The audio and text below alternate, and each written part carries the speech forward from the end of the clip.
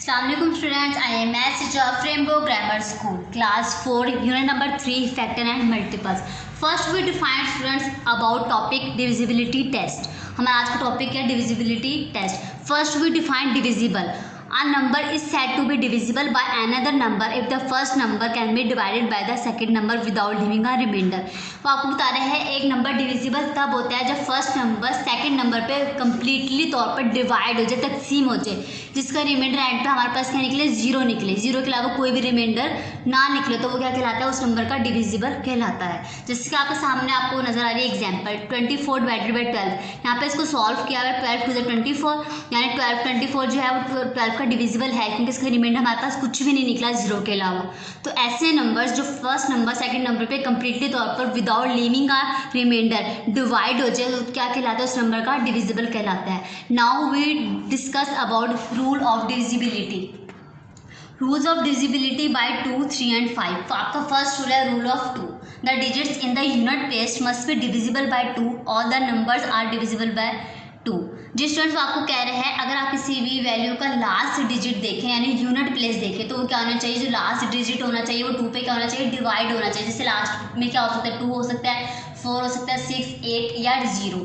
ऐसे डिजिट जिसके लास्ट में 0, 2, 4, 6, 8 आता है वो क्या हो सकता है, 2 पे डिवाइड, उसका डिविजिबल क्या होगा, 2 इजीली हो सकता है. हमारे जितने भी इवन नंबर्स होते हैं वो क्या कहलाते हैं, डिविजिबल कहलाते हैं 2 के. Now we discuss about rule of 3. जिस स्टूडेंट जैसे कि आपके सामने आपको नजर आ रही है एग्जाम्पल में आपके पास टेंस और यूनिट्स, आपने सिर्फ यूनिट प्लेस देखना है. यहाँ पे 4 है तो 4 को 2 के टेबल पे डिवाइड हो जाता है तो ये आपका क्या है, डिविजिबल है 2 का. The number at the unit place is 4 and 4 is divisible by 2, therefore 74 is divisible by 2. Now we discuss about rule number 3. A number is divisible by 3 if the sum of the digits is divisible by 3. Students 3 का आपकी पहचान कैसे होगी, आपके पास अगर 3 values है, ये 2 values है, आपने उसका सम लेना है. सम मीन्स ऐड करना. जैसे कि आपके सामने लिखा हुआ है 2, 3, 1. आपने इन तीनों वैल्यूज को आपस में ऐड किया.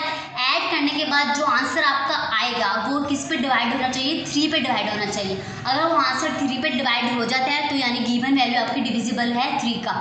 अगर इनका सम कर आपका आंसर जैसे कि 19 आता है तो 19 तो 3 के टेबल में नहीं जाता, यानी वो जो वैल्यू होगी वो 3 की डिविजिबल नहीं है.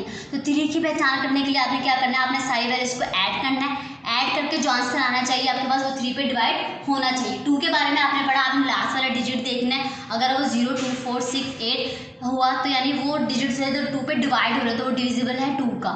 3 के लिए आपने क्या करना है, आपने सारी वैल्यूज को ऐड करना है. ऐड करके जो आंसर आएगा वो 3 पे क्या होना चाहिए, डिवाइड होना चाहिए. अगर वो 3 पे डिवाइड हो जाता है तो 3 का डिविजिबल होगा. जैसे कि आपके सामने उन्होंने एग्जाम्पल लिखी थी 2, 3 + 1 के आगे 6 एंड 6 इज डिविजिबल बाय 3. अब देखिए 6 तो 3 के टेबल में आता है ना, 3 टू द 6, यानी 6 जो इसका सम आया वो 6 पे 3 पे क्या हो रहा है, डिवाइड हो रहा है. तो यानी 2, 3, 1 is divisible by 3. Now we discuss about rule of 5. Students rule of 5 आपके पास क्या है, a number is divisible by 5 if the digit in the unit place is 5 और 0.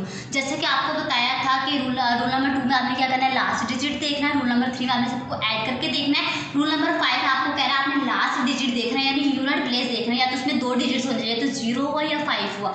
0 और 5 हुआ तो वो किसका डिविजिबल है, 5. अगर वो 0 और 5 के अलावा कुछ भी हुआ, जैसे 6 हुआ, 3 हुआ, 9 हुआ, तो वो डिविजिबल 5 का नहीं है. 5 का डिविजिबल होने के लिए पॉसिबल है कि लास्ट वाला डिजिट क्या होना चाहिए, तो 0 होना चाहिए या तो 5 होना चाहिए. जैसे आपके सामने लिखा हुआ है 75. आप देखिए इसका लास्ट डिजिट क्या है, 5 है. जैसे कि मैंने भी आपको बताया था इसके लिए पॉसिबल है कि लास्ट डिजिट आपके पास है तो 0 होना चाहिए या तो आपके पास क्या होना चाहिए, 5 होना चाहिए. तो students now we discuss about rule of 10.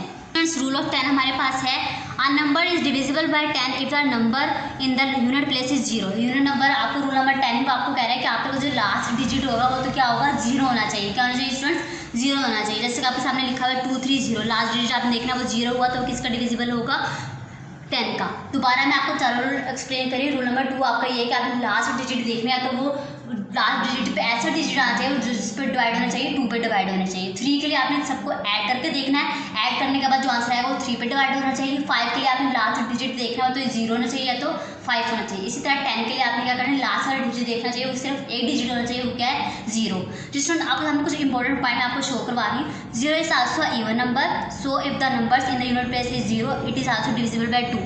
वो आपको कह रहा है कि 0 हमारे पास इवन नंबर की भी पहचान है. तो अगर लास्ट में 0 हुआ तो 5 पे भी आ सकता है, 10 का डिविजिबल भी हो सकता है और 2 का डिविजिबल भी हो सकता है। आज हमने स्टूडेंट्स इंट्रो पढ़ा है डिविजिबिलिटी टेस्ट, उसके बाद rules of divisibility. Next video में इंशाल्लाह इससे रिलेटेड क्वेश्चन मैं आपको करवाऊंगी। आज के लिए हमारी टॉपिक कंप्लीट हुआ।